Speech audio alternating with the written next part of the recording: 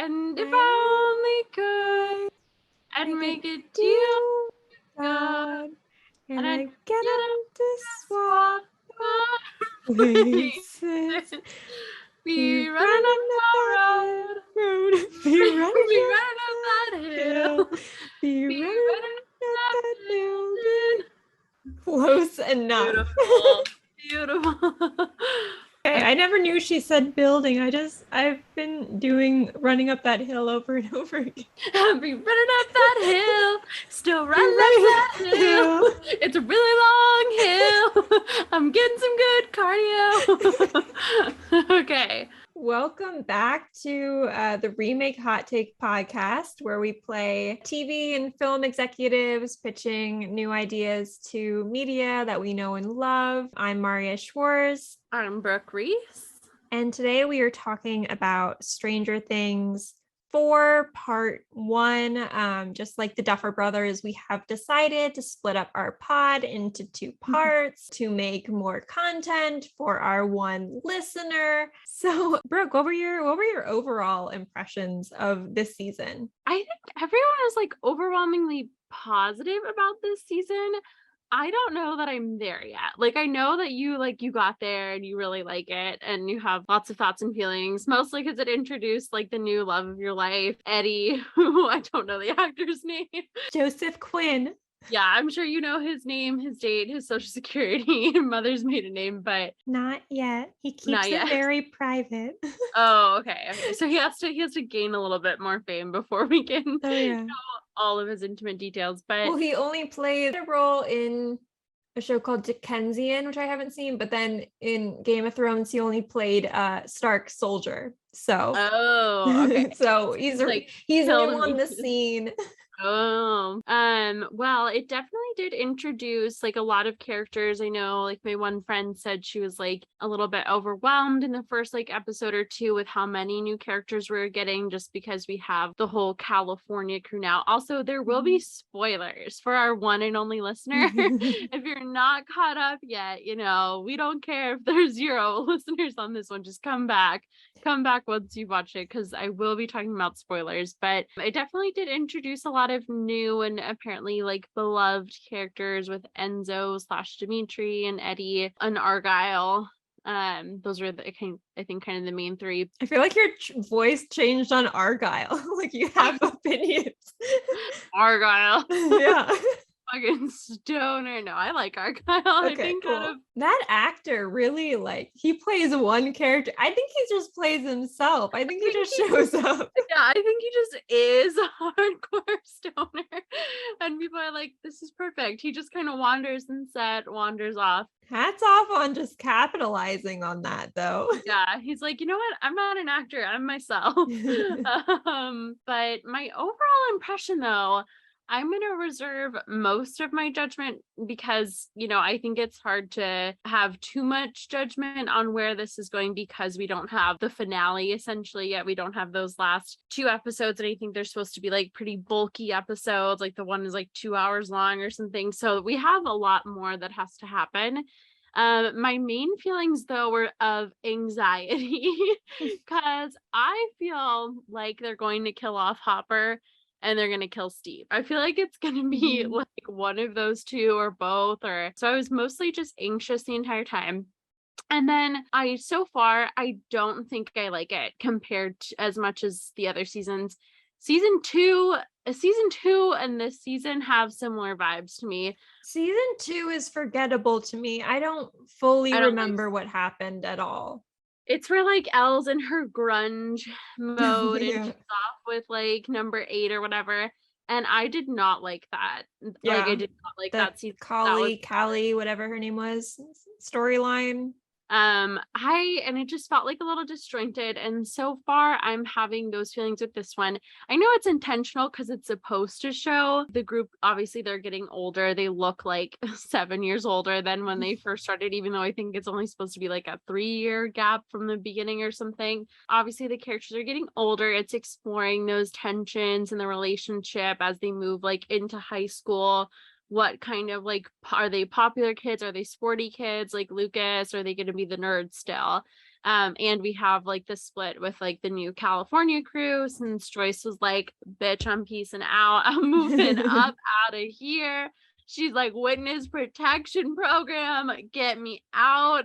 We have that whole thing. And I just thoroughly did not enjoy the California crew to the point where, like, to me, they were so forgettable. And I really like Will as a character. Like, I love his storylines, and mostly I love when he is in peril and when he is in danger. And we didn't get that. So I think just for by nature of what they were trying to do with all these tensions, I don't like that. It makes me sad. Like, I'm sad that the crews seem to be splitting up in some ways. Like Mike and Elle, we don't really know where their relationship stands. Like Jonathan and Nancy, even like Mike and Will, like those scenes just had me so heartbroken. So I think they did that effectively. I'm just not a fan of that kind of theme running through it.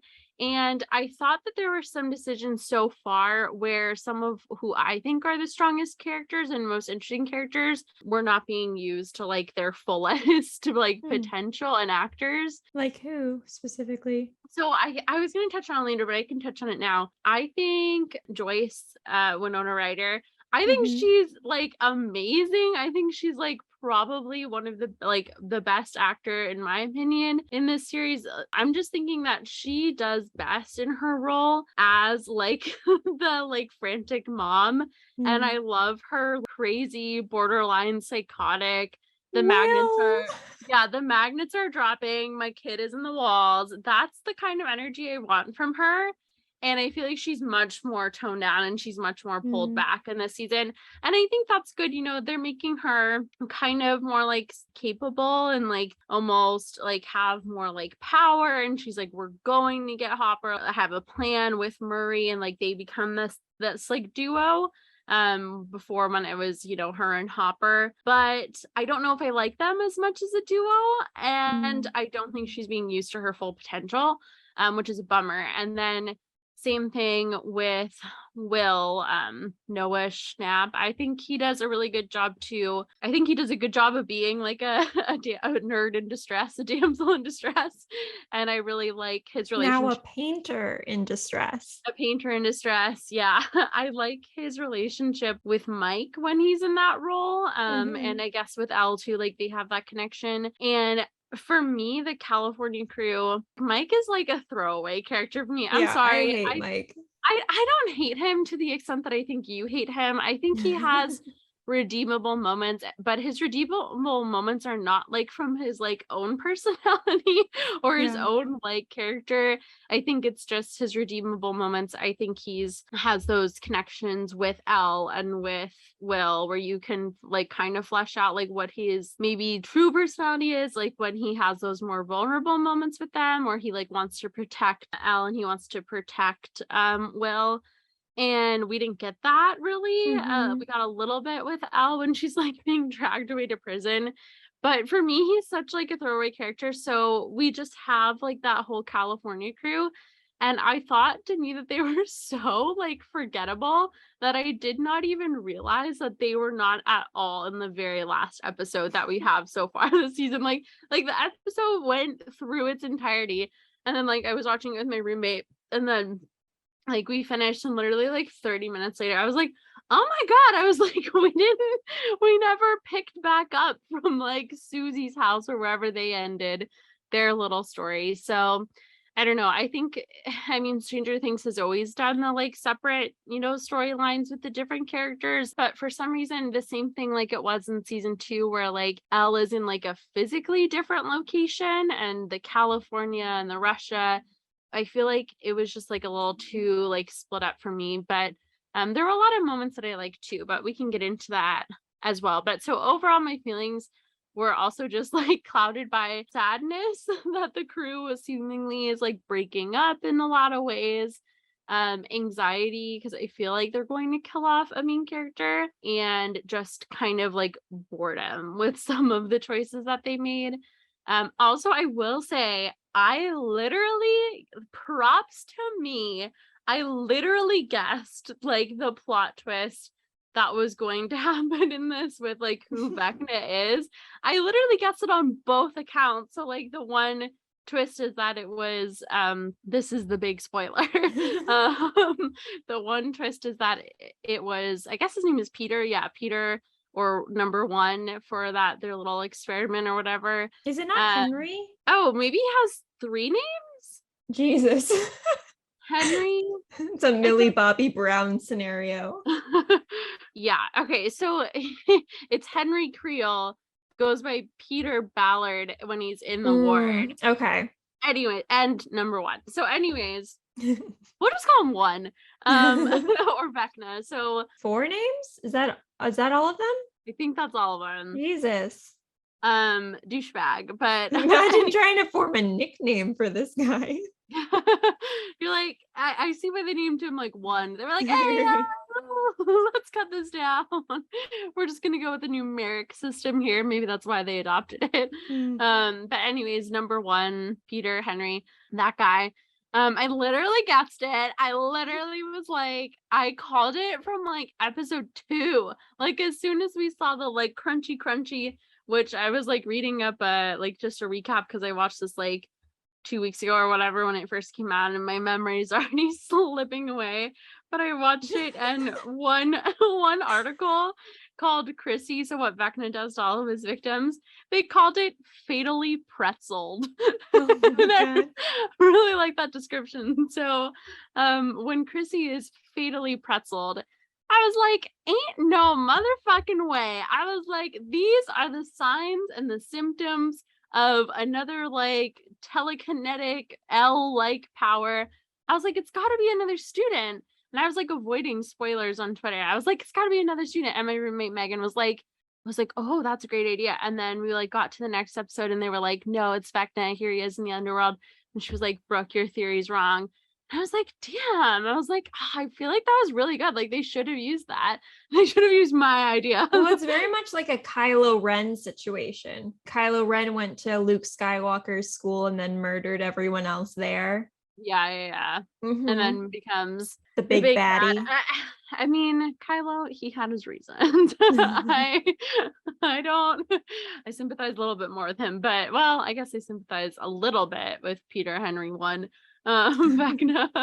But anyways, and then my second theory, I was like, they were talking about this Victor Creel character, and then I was like, no, it's one of his kids. And then my roommate, the naysayer, she was like, no, all of them died. And I was like, yeah, but they said that Elle died too. They whisked her away from the operating table, said that she died. And I was like, it's got to be one of the kids. And then boom, right on both accounts. I was like, oh my God, Brooke, stop. Quit now. You're Dustin. I was like, I'm so powerful. But anyways, okay, I've talked for like 30 minutes straight. So Marriya, well, we were gonna do overall impressions, but now if you want to dive deep into like a lot of your stuff too, go for it. I actually really loved it. I mean, I've seen it 3 times through now. Oh my gosh. See, I've only seen it through once. So I've spent time. They usually do that like split up thing. And it usually kind of pisses me off, but now I feel like all the like pieces that need to be together right now are together. I was kind of frustrated last season with like the Scoops Ahoy crew needed to work with like the other group. Like I was like, we have all this information, but I feel like everyone has different information now and they don't really go together, so it doesn't really feel as separate. Also, I feel like Jonathan, Will, and Mike are some of my least favorite characters, so I kind of like how they're like just kind of shoved off to the side. So when I rewatch, I can just skip the California crew. You're like, fast forward. Yep. And especially like the people that I think work the best together. Like I think Dustin and Steve, Steve and Robin, now Nancy and Robin, Lucas and Max. I think all of those relationships work really well. So I like that they're all together. And I actually do really like the Joyce Murray relationship. You know, she's been a mom for so long. She deserves a vacation. I like Murray for some reason. I really enjoyed him in small doses.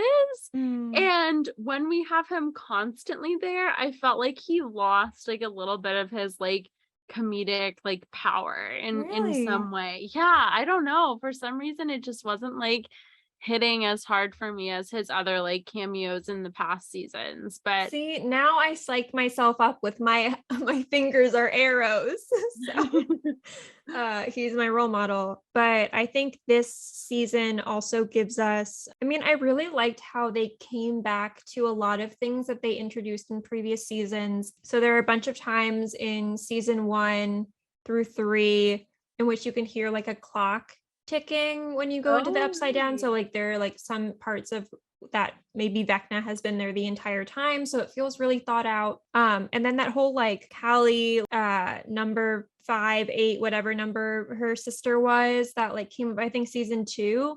I was kind of frustrated that the other patients never came back in, so I like that they're returning to that. And then they also return to the whole Hopper victim of war kind of element that they brought up in a previous season.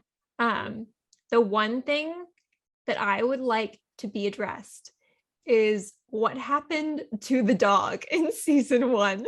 what dog? Remember the Byers family had a dog? Oh, I do Yeah. not. Yeah. Remember, because there's that. So Will comes home and there's the dog. And then there's also the moment where Hopper is like investigating the house and the dog like barks towards the shed. And so that's why he goes to the shed. But it's never explained what happens to the dog. Like, honestly, at this point, I am willing to settle for like a lazy, hey, Jonathan, what's wrong?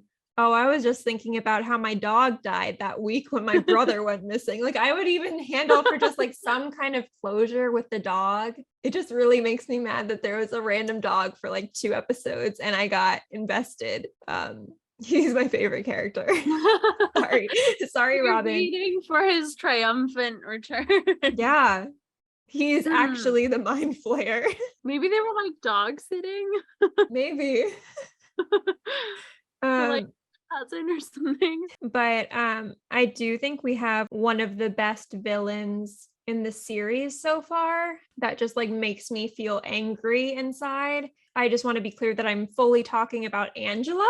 Like, I'm not talking about Vecna. Oh my Angela God. is such a bitch. I want to suggest to her to like go on a spring break vacation to Hawkins, Indiana, just so that she can be fatally pretzeled, as you put. I know. That was like one of my remakes. I was like, you know what? I don't give a shit about Elle defeating Vecna. I'm like, baby girl, save up all those powers, save up all that recharge energy, and I want you to brutally kill her. Right? Like in public, like go back to that roller rink and use your little powers. Kill everyone at that school. They were all awful. Yeah. I was like, yeah, that's I'll pop in a little remake here. I'm like, we forget the Vecna storyline and Elle goes back and gets the justice that she deserves. But yeah. Actually, everyone just kind of comes back to California and they abandon Hawkins. Yeah, it's like they're like, we got to go finish the final boss. And it's like they say like all the promo is like a war is coming to Hawkins, but it's actually coming to California. I love it. A war on all of those popular bitches. But yeah, I love how her character is like, oh my God, Jane, because she goes by Jane. She's like, oh my God, Jane is such a loser. Like, she has like a dead dad. Yeah, what the hell? Like, yeah, good reason to make fun of someone. And I'm she's like, no. Helen Keller is my hero. And I'm like, things are not adding up. Yeah, I think she's worse than Vecna, like 100%. But Vecna kind of freaks me out. Like, I'm just normally afraid of bones cracking in general. Like, I've never broken a bone, knock on wood. I was already freaked out by the time that the eyes were gouged out and all that. I also think Vecna looks like Ebony Maw, you know, the Squidward guy from Avengers. He's the one that floats. Yes. Yeah. I think he looks like Ebony Maw a lot. But I also like don't fully understand the significance of the grandfather clock. Like, is that how he manipulates time? Because I feel like that would take a while. Like, have you ever tried to rewind like a VHS tape? Like, imagine how long it would take to just to get to your like father's days in the war. Going back really far.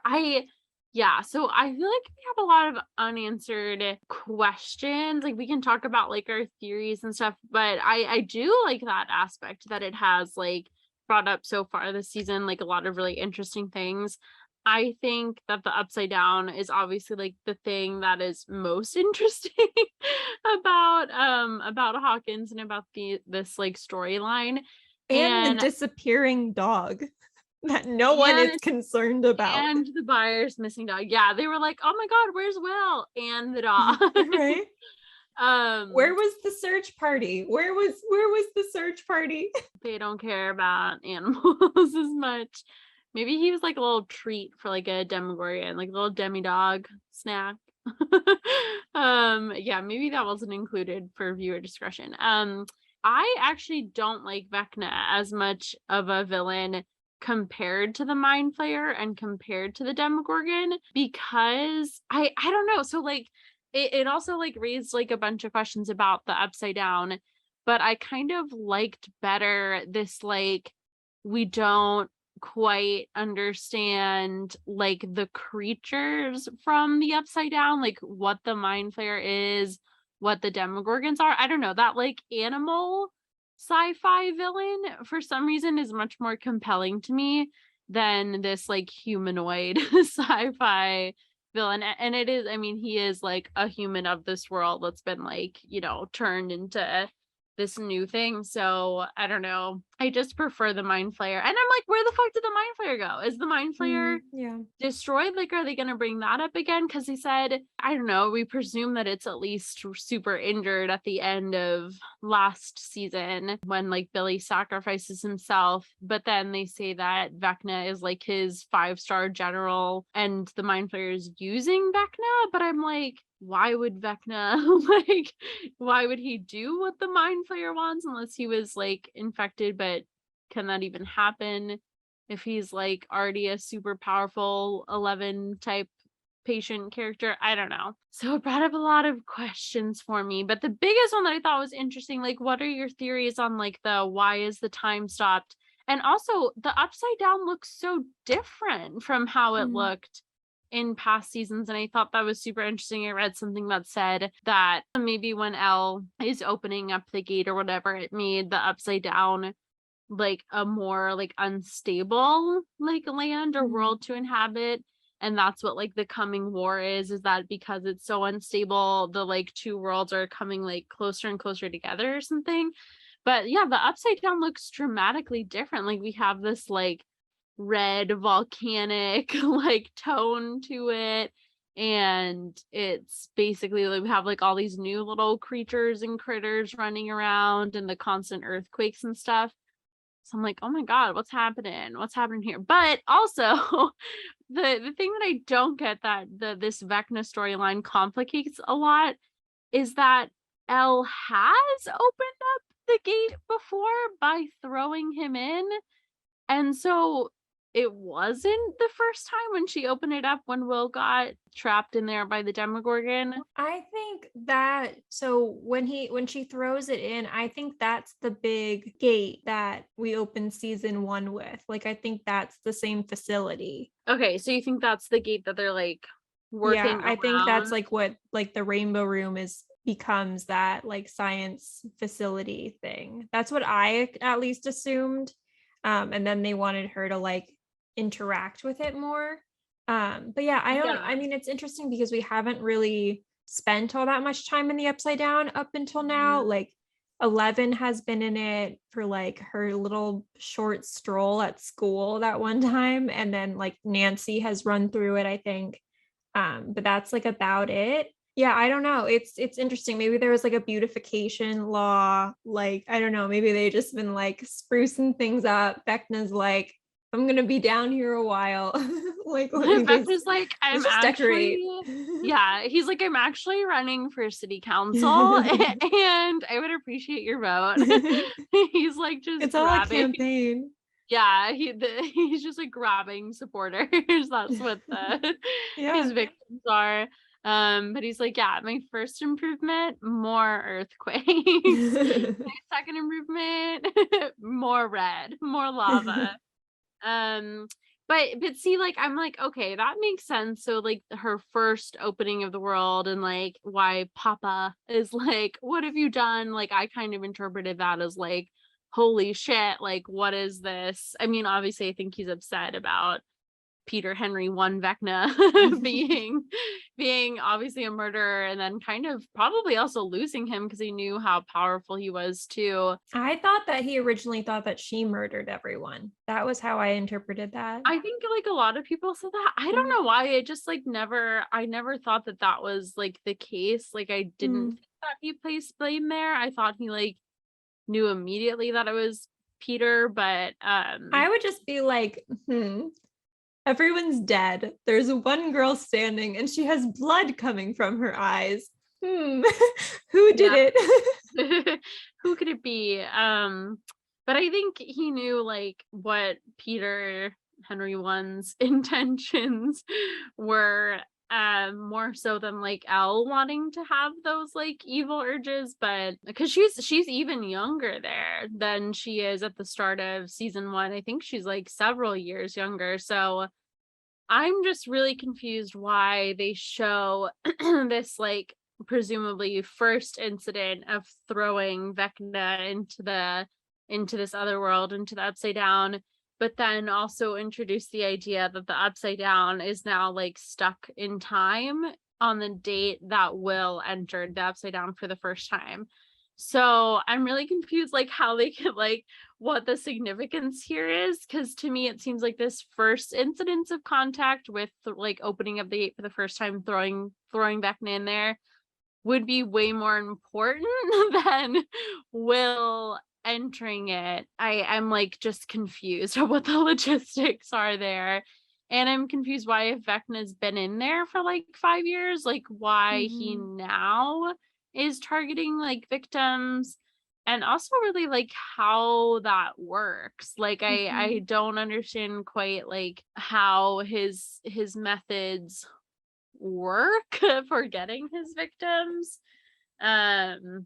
So I don't know. And I don't know if they're going to answer any of those questions in the next couple of episodes, or if, because I don't know, for some reason, the being stuck on the date thing seems like super important to me.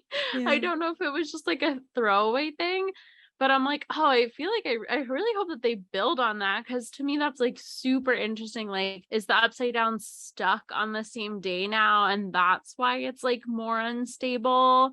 And that's why that world is falling apart, or like maybe it was like the mind flayer was like welcoming Will and they're like, here, it looks like you're home. I don't know. Yeah. Maybe it's like memory foam. It like it molds to your preferences, and yeah, like it takes a while to bounce back after Will's been in there.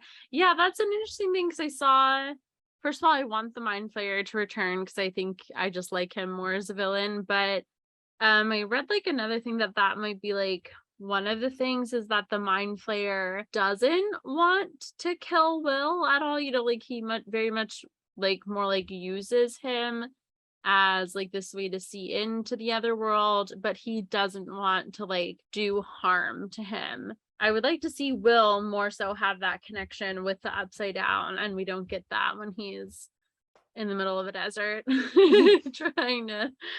trying to paint who I assume is his BFF, Mike. But I wanted to talk about some theories that I've okay. been seeing online. So Eddie, I don't know. I don't think I love him as like a character. I think he's just like a cool guy. I think the actor is wonderful. But there's this theory that Eddie is secretly number 10 because of that one line where Chrissy's like, oh, I didn't recognize you. And he's like, I had my hair buzzed and I didn't have all these sweet tatties yet. And that's why they think that like, but I think you can have your hair buzzed for other reasons than you're a like psychic telekinetic patient. I don't know. Maybe that's just me. I mean, that is the number one reason, but it's like Family Feud. Yeah. Why is their hair on the board? Yeah. Number 2 is like they're in the military. But number 1 is for sure psychic powers. So yep.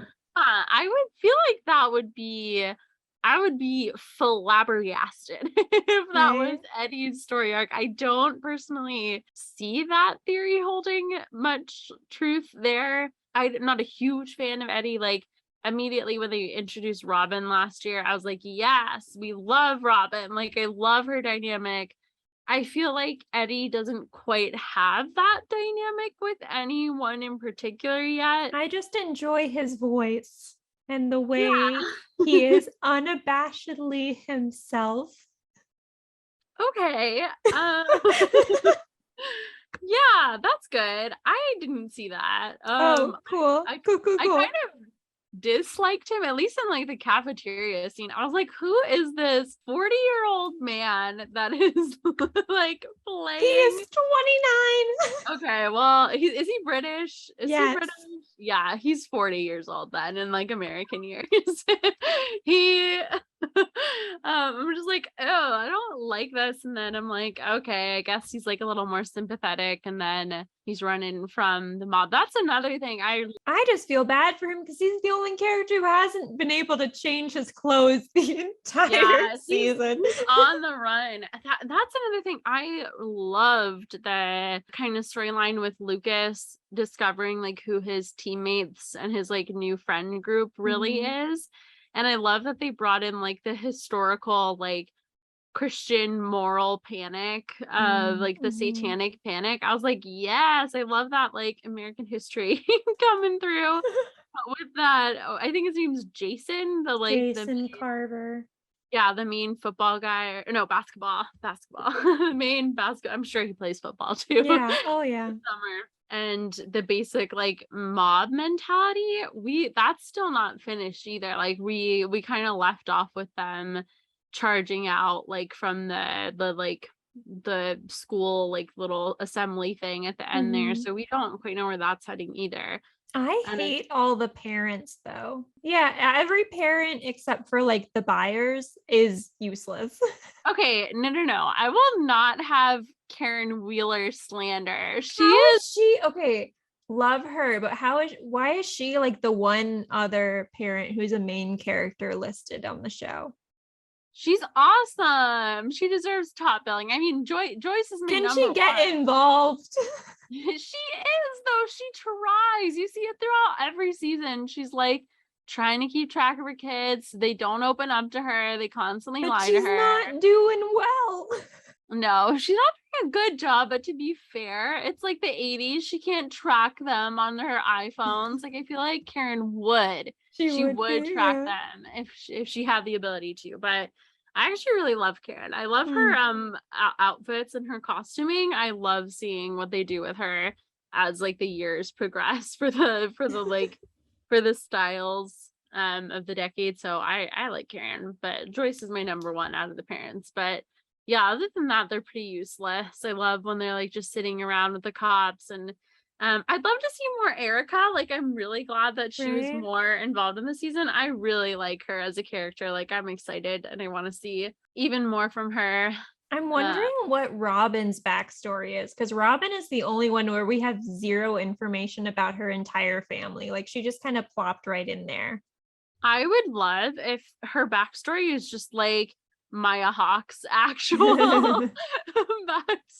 She's like, yeah, my mom, Uma, and my dad, Ethan, like, they're pretty cool. They're in a couple things right now. That's what I think her backstory should be. Because all we know is it might not even be from this world, because it's technically canon, but it wasn't written by the Duffer Brothers, but like that she was technically like she was Barb's childhood friend. And that's why she hates Nancy so much, because Barb like pulled away from her to be with Nancy. Oh, I didn't get the sense that she hated Nancy though. I thought they were like there's that one part where I think it's the part where she and Steve are like throwing up in the bathroom. He's like, oh yeah, I used to date Nancy Wheeler, and she's like, oh yeah, that like prissy something. And he's like, actually not really. She's not. So I think she had like this kind of judgment of her, which is really interesting, which is why I really like that relationship in season 4 of their like bestie goals. Yeah, so I'm really interested in what Robin's backstory is. There's some like theories that she's like secretly a Russian spy Oh my God. because She's she also learned number Russian 10. so fast. But there's another theory, because Caleb McLaughlin, who plays Lucas, when he was asked to describe the season in one word, he said traitor.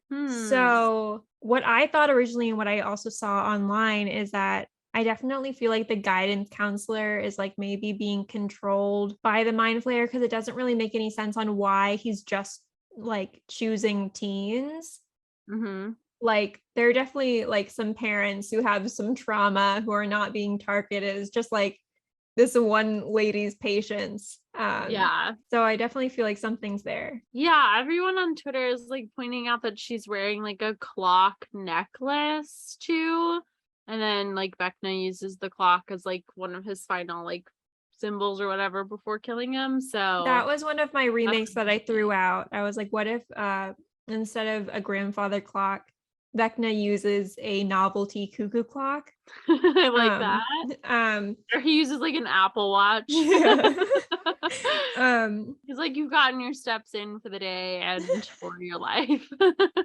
Okay, two things that I want to bring up real quick. Why was Peter Vecna Henry #1 not able to remove his own little chip? Like, I didn't understand L's. Like, I was like, dude, grab like a knife. Like, what the fuck?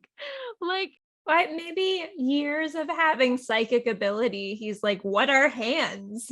yeah, it's like a Harry Potter situation where he's like, I don't know how to function without It's like happening. I need to use a spell to kill this toddler. I've never Done. heard of a gun. I mean, a toddler, just like drop them. Yeah. But yeah, so I was like, okay. I was like, I guess L was needed, but like I feel like he could have sorted that one on his own. Also, do you like feel like sympathy for him at all? Because like clearly, like from the beginning, he killed his parents or killed his mom, like got his dad in prison, killed his sister. Like clearly he doesn't, like he's psychopathic. Like he is a serial murderer. He's using his abilities to do that.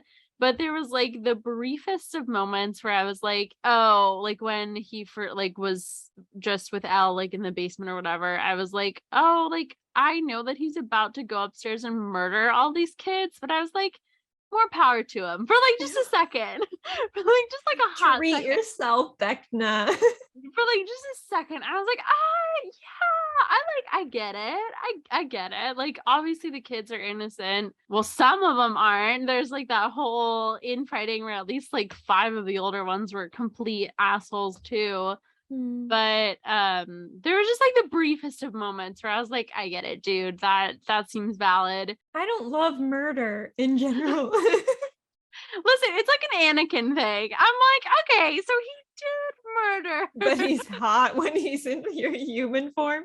Yeah, but I was like, oh, I kind of like what's going on there. He's like tall and blonde. I can fix him. I can fix him. That's always my response. I'm like, yeah, so this mass murder is really hot, but like, I think we get him in with the right therapist. He's brand new. But no, like, you know what I mean? Though, like, he was obviously like a horrible kid, obviously something bad from the start there.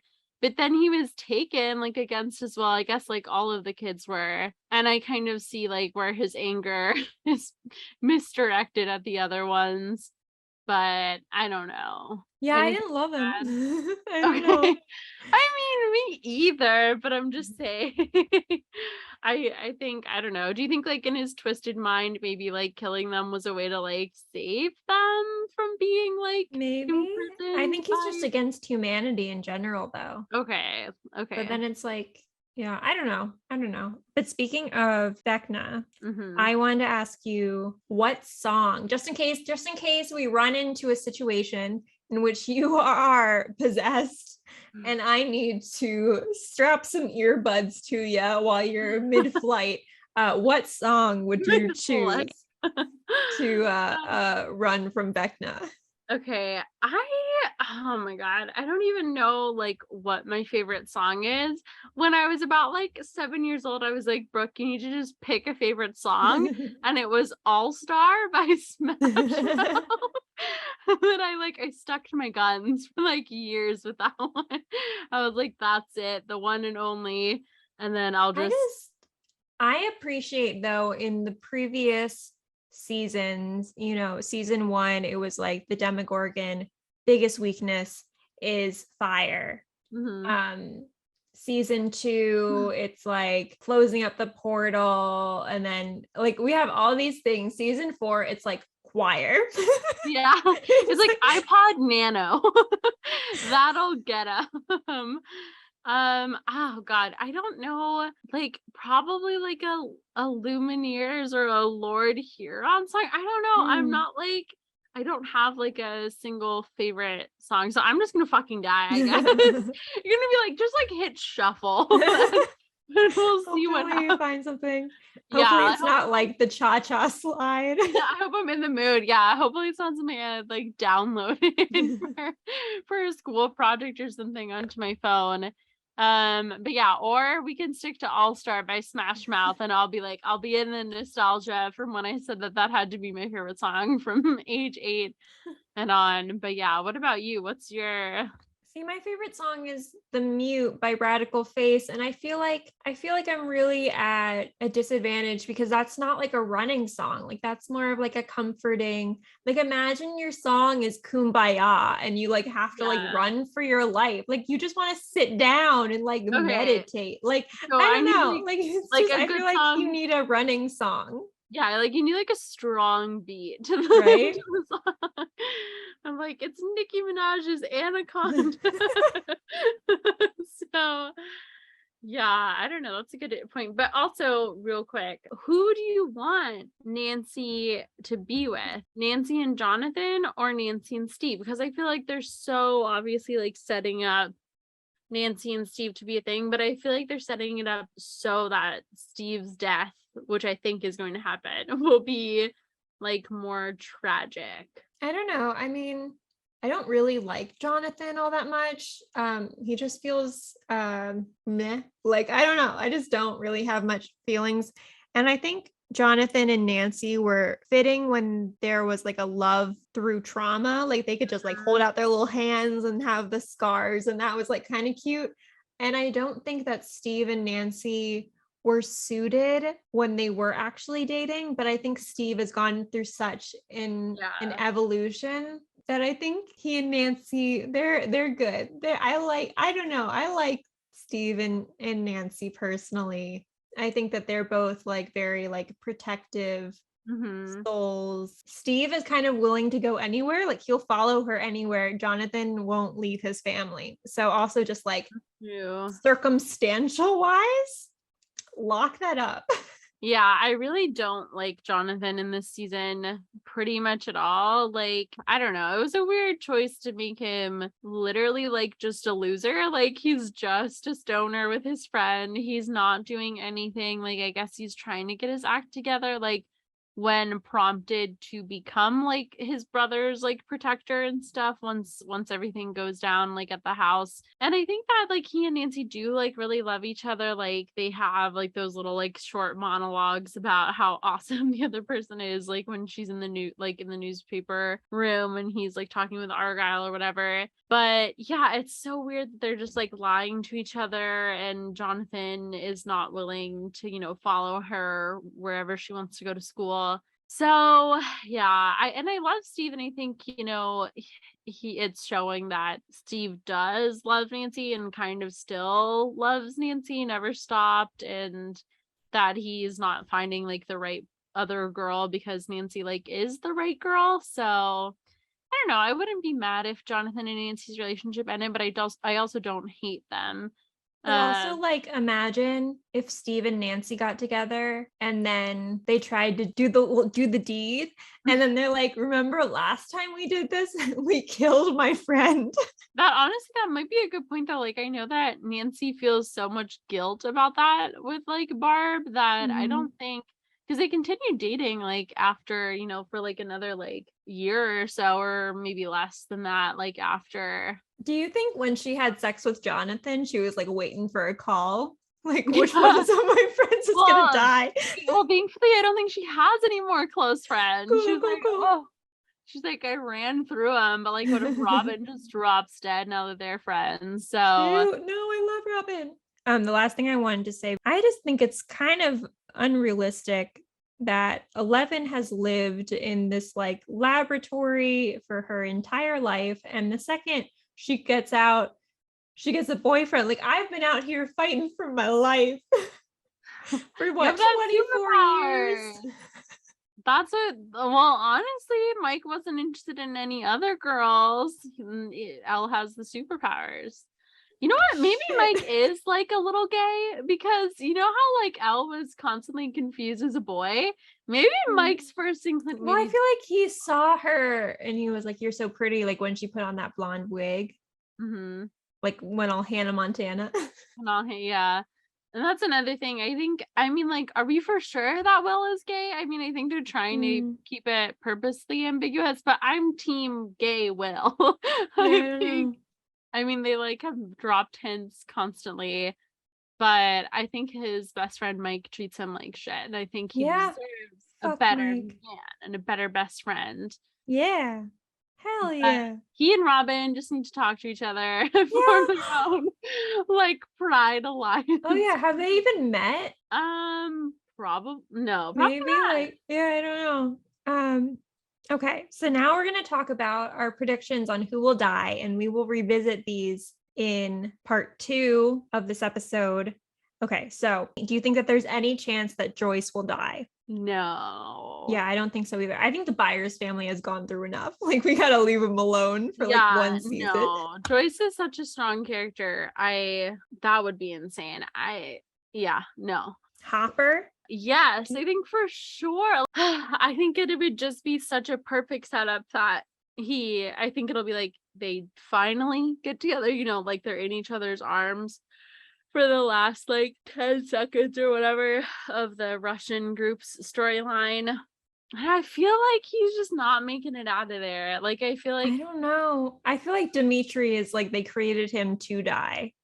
In place of Hopper. Yeah, like I can already like see what it will be is like as soon as he mentioned like his son's name, I was like, that guy's not making it out. Like I can see it now that he's gonna be like, he's gonna sacrifice himself and then be like, tell Mikhail or whatever his name was what his father did. Like that's, I swear to God, if that doesn't happen, I will be shocked.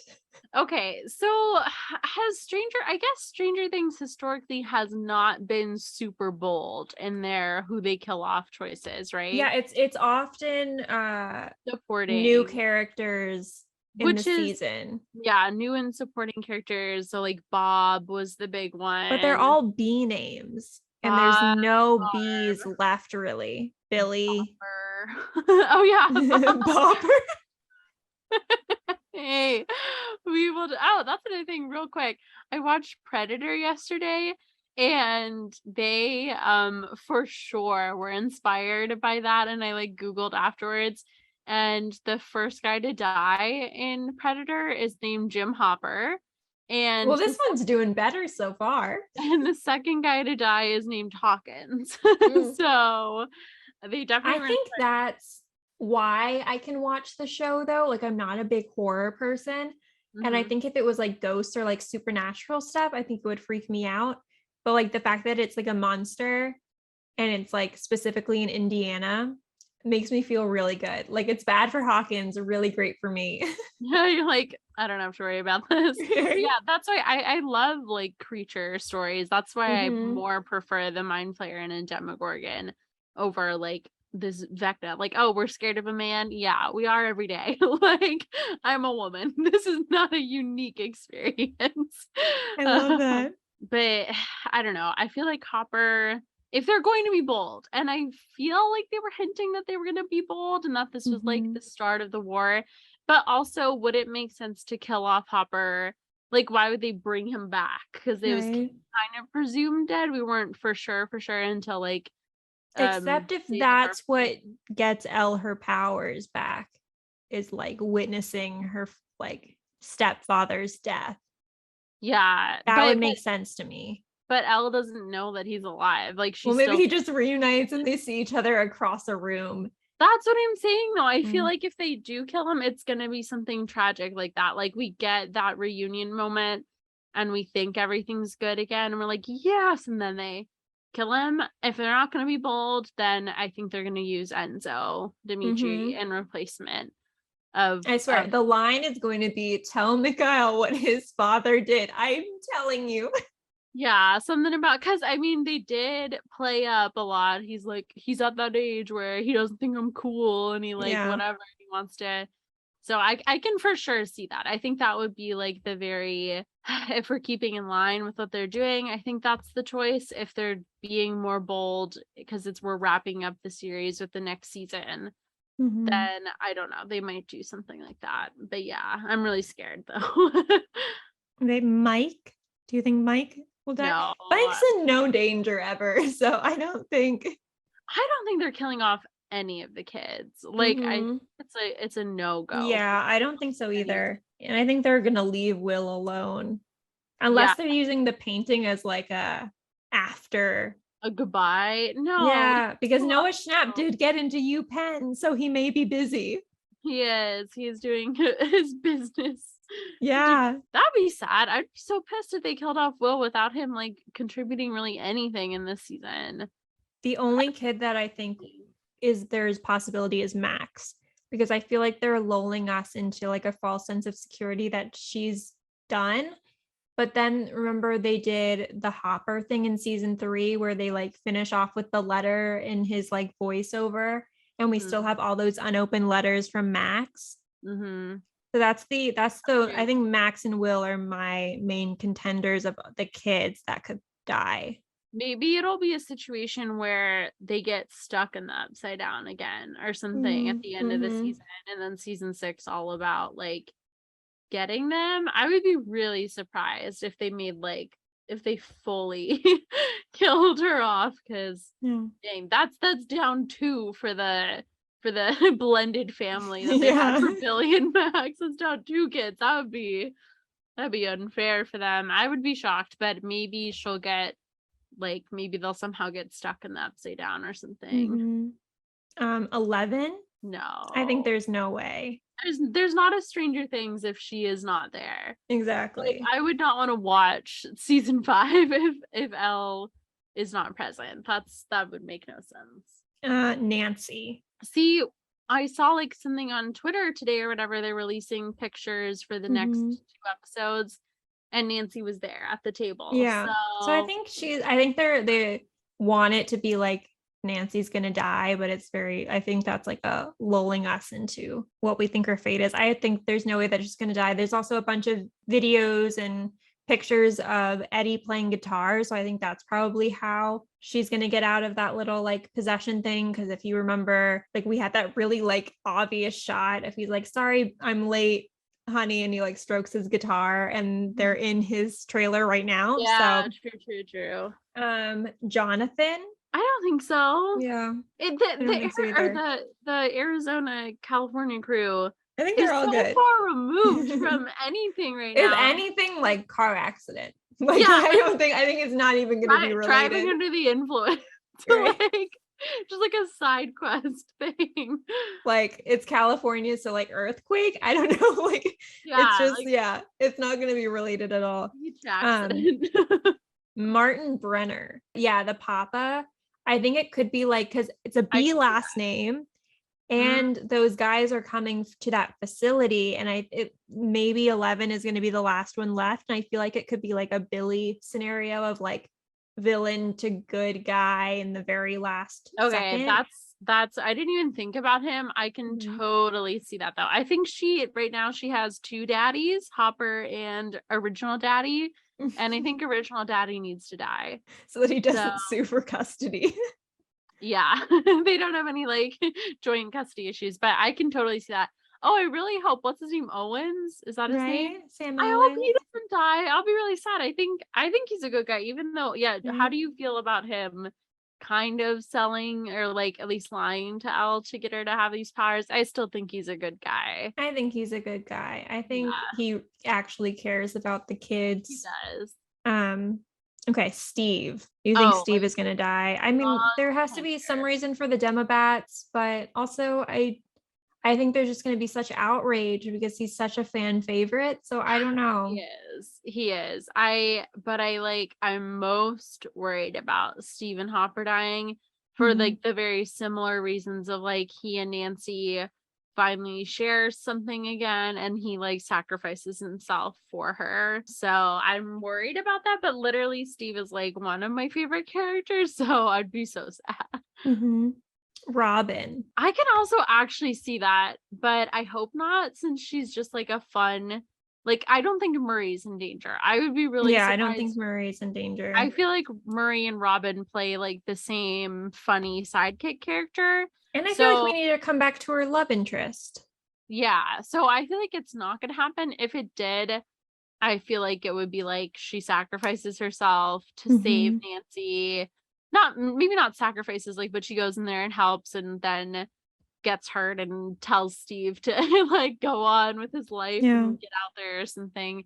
I would be really surprised though, because she and Murray Right. in my mind are the comedic relief. So Yeah. Argyle, I feel like there's no chance. I think he's good.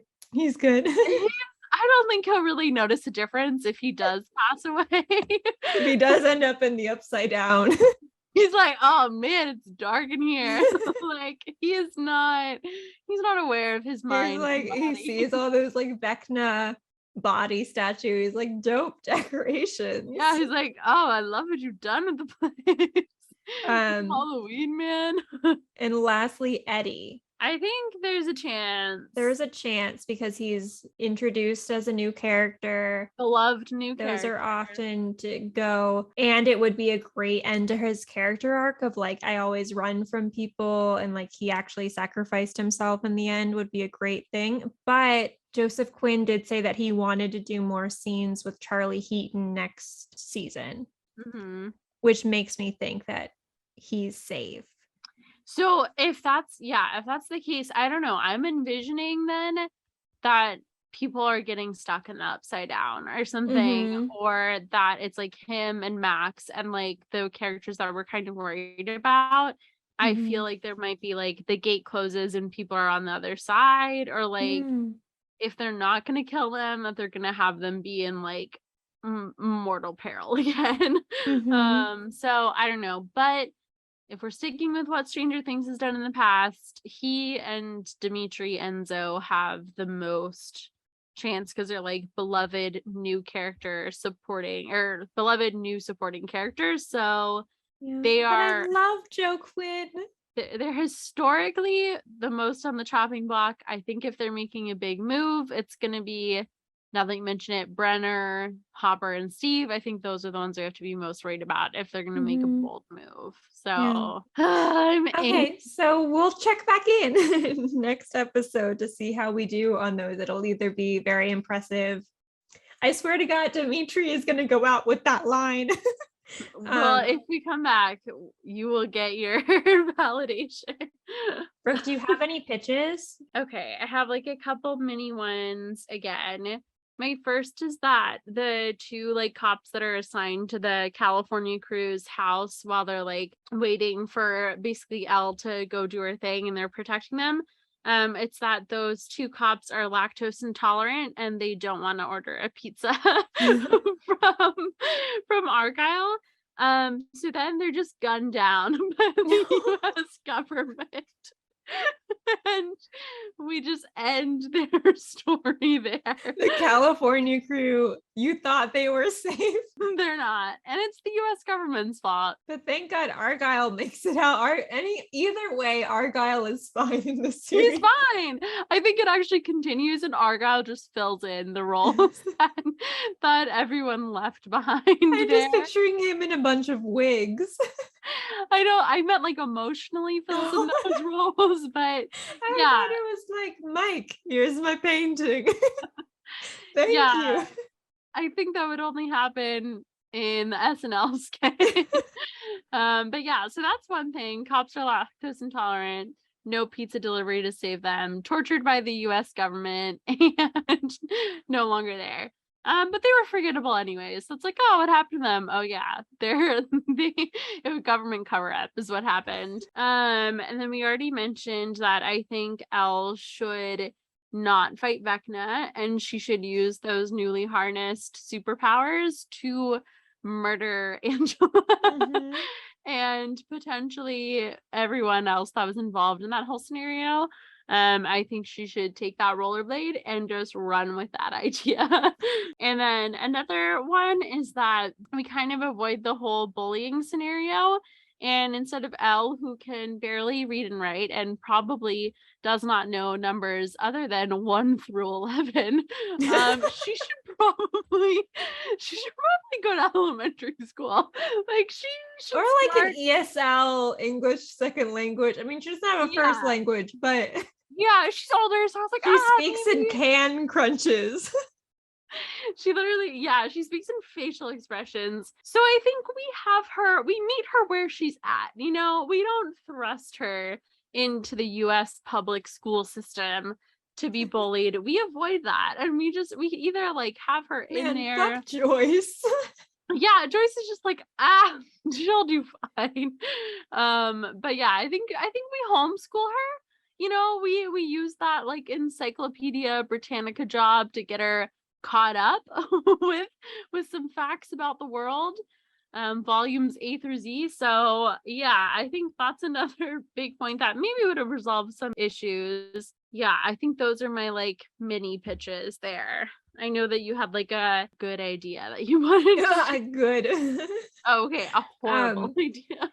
Well, so it's really stupid and it's really quick because it's mainly like word play. So I think Stranger Things sets up a stage for a 3-part trilogy TV series. So first we would have Strangest Things, which is the sequel. And it's about, so everything is just like moved up a notch. Okay, we just dial it up. Yeah, we have 12 who created something called the Sideways, which is even worse than the Upside Down because you also can't walk like straight through it. Like you have to like be on like a grapple hook bungee cord kind of scenario. Man. Yeah. And in November 1993, so it's 10 years later, I was trying to think of what's bigger than will. So I said Free Will, Good Buyers. So it's so Free Willy is abducted. His mother, not Joyce. What's bigger than Joyce? Elation. Elations must go to the chief of police, Jim Jumper, not Hopper. Jim Leaper is the next Jim one. Leaper, to find Free Willy. So everything is just like much more intense and scarier. Like the kids, they ride motorcycles. It is hardcore. They're not playing Dungeons and Dragons, they're playing like strip poker. Well, in 1993, Magic the Gathering is big. So you have to also remember that it's in the 90s, which is also I think would help with Nancy because her hair just gets worse and worse. But in later seasons, once we get to 1995, she would get the Rachel cut, which is pretty iconic. Friends. And so like the entire time everyone's really into Seinfeld. And so Dustin's like going on like, what's the deal with these demogorgons? So that's the sequel. I think that there's a lot of room for that. And then we have the prequel series, which is Strange Things, which is 1973. It's much more mild and subdued. So it's 10 created something called the Slightly Tilted instead of the Upside Down.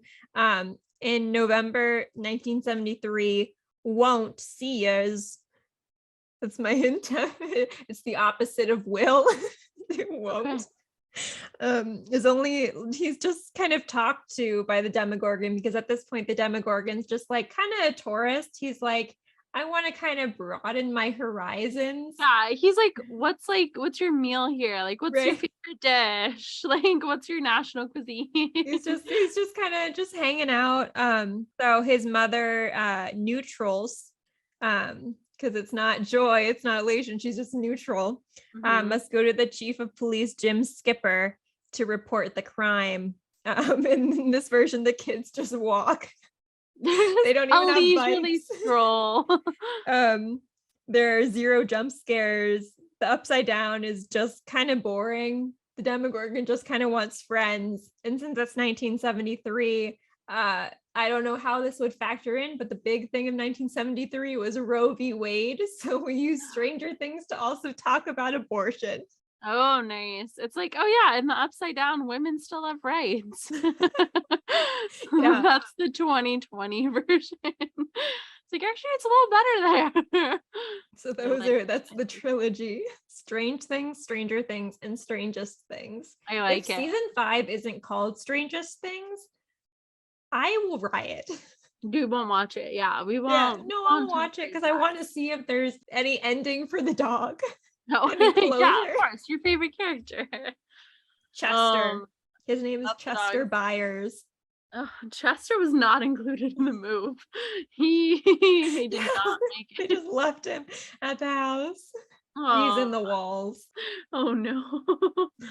Yeah, so those were my only things. I also wrote down Stranger Things, but it's one girl's attempt to make a pineapple upside down cake. I like it. That was it. That's a Stranger Things baking show. It's actually really easy to make a pineapple upside down cake. You literally just arrange pineapple in the bottom of a cake pan and then you put your batter on top and that's it. It's a short season. More of a snippet, a mini series, if you will. Part 1, they split it up with a month in between of just placing the pineapples, and then you have to wait a month for part 2 of the flip. Oh my gosh. Brooke, really quick, what kind of things are you watching lately? Well, I watched Predator. Arnold Schwarzenegger is a bad actor. Like, I didn't fully, I was like, I didn't think he was like Oscar nom. I mean, maybe he is, but I didn't know. I didn't like assume that he was great. And I had seen other things that he was in. Kindergarten Cop probably being my favorite out of the limited amount of his movies that I've seen. But wow, in Predator, he's like not in like the same movie as like the other people are in. Like he's there, but he's not like delivering his lines to the other people. He's just like, go to the chopper. And it's like, this was before everything was CGI and like filmed on a green screen. They were actually right there with each other, but he acts like they were not. He acts like he's talking to like a tennis ball on a stick. But that was interesting. Oh, we started, what's the Star Wars series called? Obi-Wan Kenobi. Oh, you know okay. the name of They're the character. Yeah, okay. Nothing fancy with that one. Okay, we started Obi-Wan, which I watched like a couple of Ewan McGregor stuff because I saw that first episode and then also watched Big Fish. Nice. That's all I've been watching. What about you? I've been watching a lot of things because I've had a lot of free time lately. So I saw Under the Banner of Heaven with Andrew Garfield, which is like a true crime thing about how religion is scary. And so that was really interesting. And then Obi-Wan Kenobi, I've seen 2 episodes so far and that's it. But I really like it. I think that's the best like Star Wars series yet. I've also been watching Miss Marvel. Just the first episode came out. But like my little like South Asian heart is just like so full at seeing like someone who I can like relate to and like looks like me and stuff. And I was like, wow, is this what people feel like all the time? Like, that's so cool. So I'm really excited to see more of that. I feel like it is kind of my life story. It's like this girl who like makes videos that no one looks at and like spends hours video editing. And then her mom doesn't let her go to Comic Cons. And she's just obsessed with fandom culture. And I'm like, I feel seen. That's me. Representation. Yeah, you texted, you were like, did I sign away my rights? My story rights? I also am not good at driving and she is not good at driving. So it's me. She drinks chai. Like it's it's me.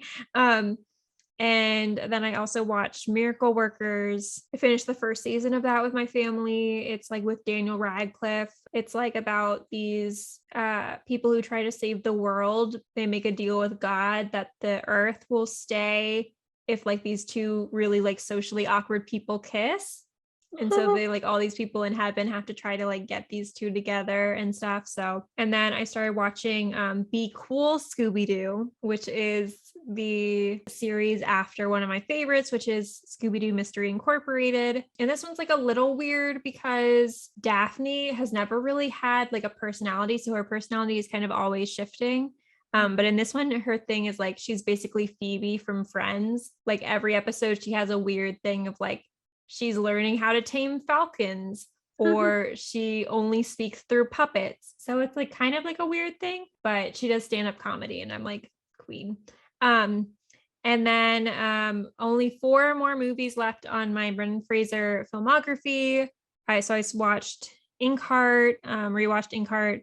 I watched Standoff, which is also called Whole Lotta Soul, which was very Irish, but very weird. And then I watched Sinbad Beyond the Veil of Mist, which is easily some of the worst animation. It was like someone just played a Sims game and then asked like Mark Hamill and Leonard Nimoy and Brendan Fraser to narrate it. And they're like, this deserves to be on a screen.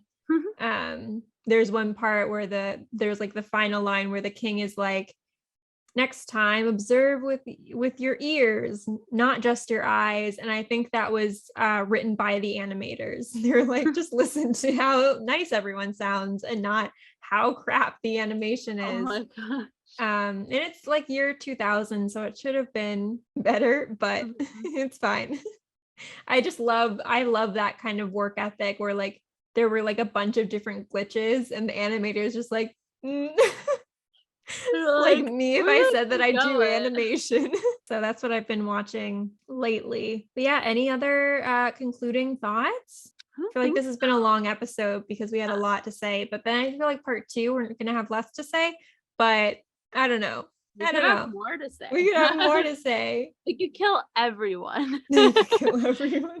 Only Argyle was left for season 5. And he just then in the final shot, you just have Chester the dog observing the carnage. Yeah, he just like tiptoes away into the sunset. And they finally end with our main character, Chester Byers. But yeah, I think this has just taught us that we really want to start a D&D league. No, so like if you're listening to this and you would like to start a D&D league, let us know. You can find us on social media at Remake Hot Take on Instagram, Twitter, YouTube, Gmail, Facebook. Get in touch. You can we run a late night show that we're going to get back up and running because people are asking. Maybe I don't know. We're not. But that's at the Ketchup Show on TikTok and Morton Third Productions on Twitter and maybe Instagram. I don't remember. And then you can find me at Marriya on Instagram, Twitter, Letterboxd, Gmail, TikTok now. Follow me on TikTok and see how I'm living my life, which is not well. Brooke, where can they find you? They can find me at Rees Cup on Instagram and Rees Brooke 1 on Twitter. Are you Vecna? Yeah, Rees Brooke 1 Peter Henry Vecna. That actually is the full username. That's also your Gmail account. Yeah, it's actually Yahoo at yahoo.com. But yeah, that's it. Well, thank you so much for listening to this episode, and I hope you're as obsessed with this series as we are. Thank you so much for listening. Bye. Bye.